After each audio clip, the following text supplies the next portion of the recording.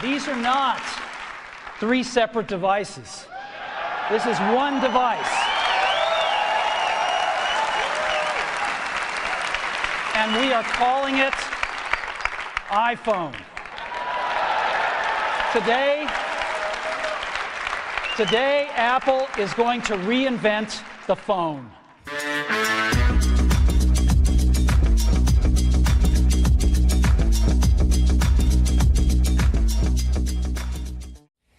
The force in the middle is the one we most commonly think about, the rivalry among the existing competitors, the jockeying for position, price cuts, new product introductions, new capacity, that sort of thing. In some industries, rivalry is very gentlemanly and genteel.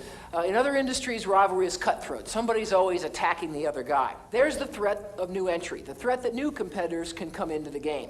If it's easy for new players to come into the industry, that's going to erode the fundamental attractiveness of the industry.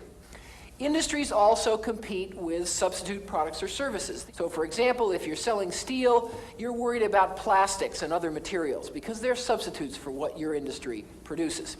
To the extent that suppliers have bargaining power, they can constrain the profitability of an industry because they can, by bidding up their own prices, they can strip the profitability out of an industry. And finally, of course, every industry sells to buyers. If they have bargaining power and if they're price sensitive, they may bargain away the profitability of the industry by demanding lower prices, by expecting more service that they don't pay for, and so on.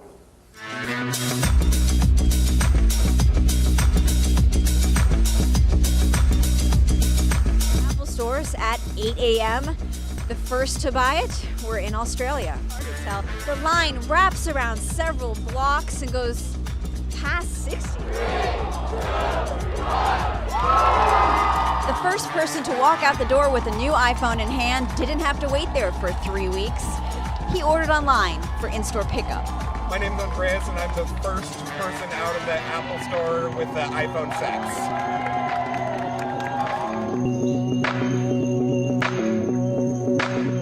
Apple's quarterly revenue was down about 13%. It dropped from $58 billion to $50.6 billion. Apple had a bad financial quarter. No matter what, when I look at all these numbers and I look at it, most of the stuff is down. I'm not particularly surprised because that's the way the quarter goes. The new iPhone 8 hit the stores today.